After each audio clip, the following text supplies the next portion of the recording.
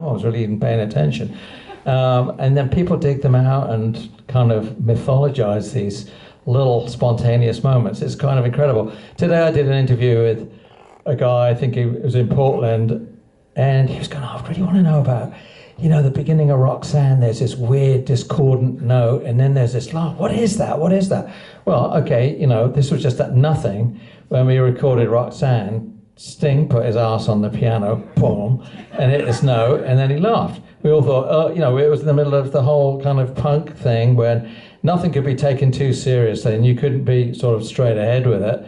And so we just left it in because that was the atmosphere we were in. And of course, all these years later, people now in Portland, Oregon are asking me about it. So there you go. That's the way it goes. So you can't be pompous about it or mythologize it even more, but to just say, yeah, okay, well, that's what happened. And yeah, it was the greatest guitar solo at the time. Colored Rain. Colored Rain. Now, I'll tell you about that solo because it was done here in LA and I was with the Animals.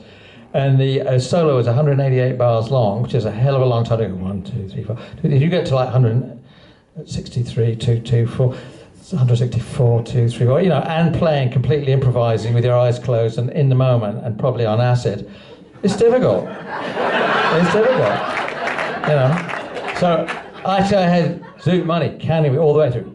And as I got to, I was trying to like climax, like, all right, come to the end of the solo, right, and out, because it wasn't like studios today with Pro Tools. I mean, we were running that big brown stuff on big reels called tape. Yeah. So that was the actual moment. I remember it, actually. I think we were at Sunset Recorders or something. But it's become legendary, of course. Yeah. Anyway. Young lady there, yes. Okay, so feeling a little guilty for getting so much visceral pleasure from the police after all the visceral work you did put into it, but I have a kind of a third title I wanted to ask you. It felt a little bit like Ode to Kate, a little bit. Well, that's very nice. Not just closure with police, but a lot of your own personal closure with your family that came full circle too. Yes, you're right. There is a certain amount of closure in that.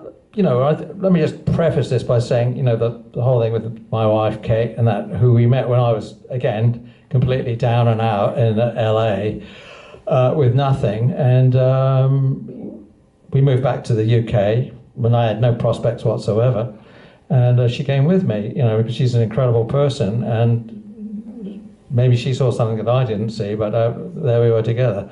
Then, of course, the whole police thing happened, and it was just too much for any marriage. In fact, all three of us got divorced.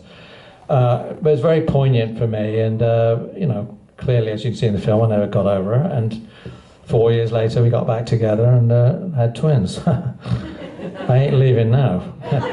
So, it's a great story with a sort of a fairy tale ending, and, I like to say, no, the film's really about you.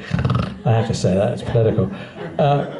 It is an ode to her in some ways, because I've been very fortunate that she's pretty much been in my life all the way through, and it would have been very different. I mean, not to get too teary here, but I think she was always the best thing that ever happened to me. Yeah, no, really. Thank you. Good. You're good people. Yeah, no, it's really true. I mean, you've got to have these things in life, and I thought it was very important to put that in the film because, it shows that the other side of fame and celebrity and success and all that there's usually a price to pay. There's no pleasure without pain, right? Okay, one last question. Here. Okay, I'm sorry, I'm going to do the here. The person who said here 3 times. Here. This is from Mexico, from a Mexican family. Buen días. Yeah. Buenas We noches. have a band, a punk band in Mexico called Los Edipos. And I remember the first police song that we put out was The Bed's Too Big Without You. Mm. And the bass player and the guitar player said, what the fuck is this words? I can tell you. Yeah. But then the question At a price. Because for us it was a myth, that show that you guys gave in Mexico City, I think it was in 1981, Yeah. How was it? Because it was like an obscure thing that happened. Yeah, it was insanity because we were very popular everywhere, particularly in Mexico. As I remember, I know we couldn't leave the hotel for 3 days, and I made that. I don't know if that photograph's out there, but you've probably seen it. I think it's in the movie. The toilet roll in the corridor with help written on it. That was where I did that, because we could not get out. The kids were around the hotel the whole time we were there. I mean, like night and day. It was pretty insane. And I ended up at least making that toilet roll photograph, which people are still enjoying today. So. I had to send out for another roll. Mexican food, man, sorry. Yeah. So on that note... Yes. Shitty ending. You're bringing it to the toilet bowl. Yeah. Andy is going to take some time to do some autographs, 1 item per person, no pose pictures. Sorry, we don't have that much time. But Andy, what are you working on currently? I'm sure everybody wants to know. Well, that's a good question. Well, myself, of course, I'm sort of finishing up an album, which I'm hoping to call Qualia. I put 1 track on the Facebook page, which you can listen to. It's pretty exotic and forward-thinking, instrumental. I did a rock album last year called Circa Zero, which was fun. Thank you. Yeah, it's a great album. Anyway, this is a very nice album that we're probably going to start mixing it after the weekend. So I'm doing that. I've got a bunch of photograph shows lined up this year in Brazil, China, maybe some there's one in LA right now, and then I'm going to tour in Brazil in August, and I don't know, it's endless basically. And we're talking about some TV series and things like that. So yeah, lots going on, Will be on the social media, won't it?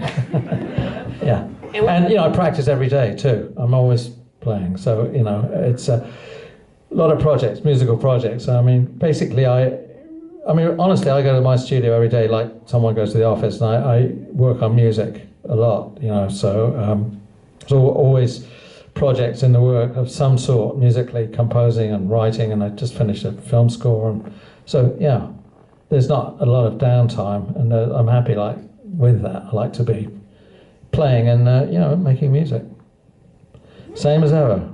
Is there anything you'd like to say to all your fans? We're going to take a picture with you behind them. If That's everybody will great. stand up. We'll all cheer together. Yeah, we're going to cheer. Thank you for coming. I really appreciate it, the support. Thank you so much.